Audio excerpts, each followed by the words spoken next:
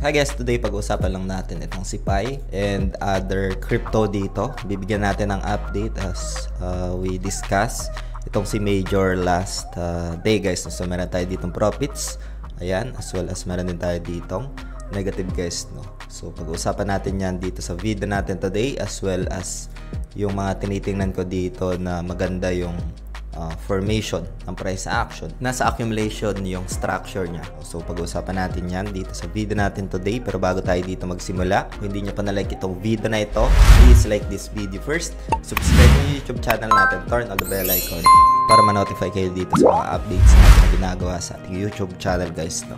So as we observe, Pi is going down, no?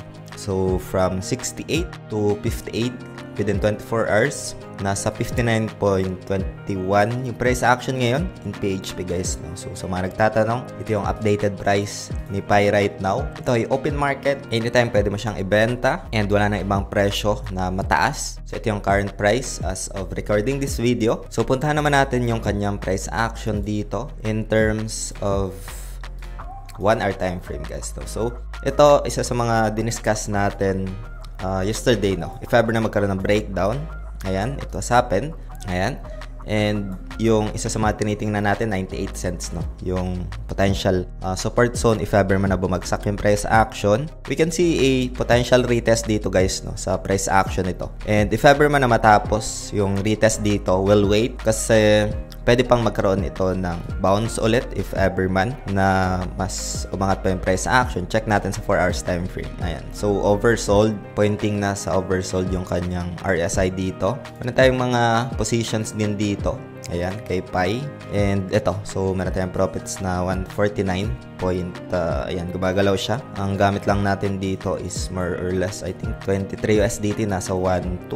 And meron tayong profits, no? Ito, binigyan natin to guys ng update na kahit pabagsak yung presyo ay magkaka-profit ka, no? So maybe end part ng video, share ko na lang yung ideas dito, no? Ito yung price action ngayon ni Pi. I'm waiting for a potential retest doon sa 98-96 cents guys, no, within this zone, itong area na ito. If ever man na mapuntahan niya yan, I'll take profit within this area, tapos adjusted na rin yung SL ko.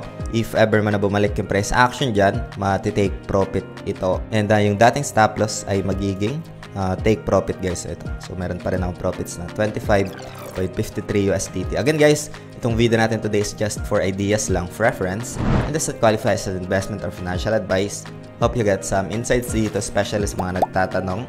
And I'm just sharing my experience dito and also a quick update dito, no? So ito yung mga nakikita natin na probabilities for Pi. Potentially retest sa downside muna, build up sa momentum, pero if ever na magkaroon siya dito ng retest and then hindi pa rin niya na-hold, there's a probability pa rin na bumalik siya sa downside guys, no? Bakit ito yung nakikita ko na potential support? Ito kasi is type of magnet zone ito. Itong area na ito. Sa min chart, meron ditong pinaka supply zone, no? Itong area na ito. And yung dating resistance magiging support if ever man na bumalik siya sa downside. So we'll see. And in case man kasi na bumalik ito sa upside, as mentioned, adjusted na rin yung pinaka SL natin, no? So upside scenario, silipin siguro natin sa 15 minutes time frame. Ang isa siguro sa magiging probabilities ko dito for the upside is yung potential bounce muna guys, no? This could potentially bounce naman. I will consider pa rin kasi as support zone ito, 1.06. Pero I could say a breakdown guys, eh. High probability ng retest pa rin sa downside yun sa mga tinitingnan ko. And kailangan niyang i-respect itong zone na ito kasi kung hindi, baka bumagsak pa siya. Upside scenario, ano nga ba yung tinitingnan ko dito for a potential upside? I think kasi guys, this is part of a corrective pa rin, no? So, pwede naman siya dito guys mag-impulse. Bumalik siya dito sa area na ito. Maybe 1.1, 1.08. And yung magiging resistance niya na dyan is medyo malayo guys, no? Yung pinaka-resistance. Pwede siyang bumalik dito. 1.12 if ever man na umangat yung price action. Or if magkaroon man ng pagtaas pa ng presyo, maybe 1.2, no? Pero as mentioned, high probability ko dito is yung downside scenario guys, no? So ngayon, pag-uusapan naman natin dito yung binigyan natin ng updates last day, which is itong si Major. Ayan, binigyan natin to guys ng update. Punta tayo sa position history. Ayan, so si Major, meron tayong updates dito. Bakit potentially pwede siyang umangat? It was happen, nakapag-take profit tayo dito. Dahil dito guys sa diagonal support trend line. No? Ito, nare-respect niya. We have some entry dito and then nakapag-take profit tayo. Last day, we share this price action. I think nandito pa lang yung price action guys. No? Hindi pa siya nagkakaroon ng breakout. And we have some profits. We have stops. Ayan. Meron din tayong negative. We need to consider guys yung risk and reward. No? Para mas magkaroon tayo dito ng informed decisions. So Major, tayo ditong profits na more or less. This is 20, more or less 25k no, in PHP.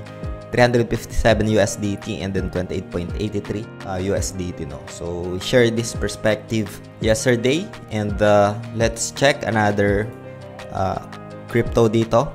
Isa sa mga tinitingnan ko din dito guys. Ayan, itong si Kati naman. Katisen. We can see volatility dito kasi sa the open network no. So ito guys, ayan, malaking accumulation box andyan pa rin siya.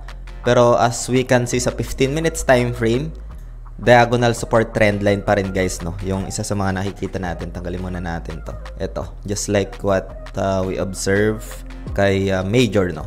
So kailangan niyang i-hold to kasi kung hindi, pwede siyang bumagsak no. Ayan. If ever man na ma-hold niya, just like what we observe kay Major, there's a probability na pwede siyang umakyat no. And share ko yung pinaka-insights nito sa ating Telegram group. Ayan. Kati is resting at the support area. So, nasa support zone siya. Pwede kayo mag-join guys dito, no? So, yung official link naman ng ating Telegram group, lalagay ko na lang sa description ng video na ito para mapuntahan nyo. You can also ask on-the-spot questions dito sa ating Telegram group. And you can ask community for some support and ideas, no? And this is 100% free dito sa ating Telegram group. So, you can join. So, ngayon guys, ay ito yung tinitingnan natin na potential na magkaroon siya dito ng move no. So if ever man na gumalaw sa upside, that's good. If ever na magkaroon ng pagbagsak ng presyo, SL will take care for that price action guys no. So stop loss is SL. So yun, hope you get some updates dito guys sa video natin. Kung hindi nyo pa napapanood yung idea kung paano magkakaroon ng profits kahit pabagsak yung market. For ideas lang, lalagay ko na lang dito guys sa screen yung video na yon. And see you sa video na yun guys. Maraming salamat ulit sa panunood. Ingat tayong lahat. Peace out. Bye for now.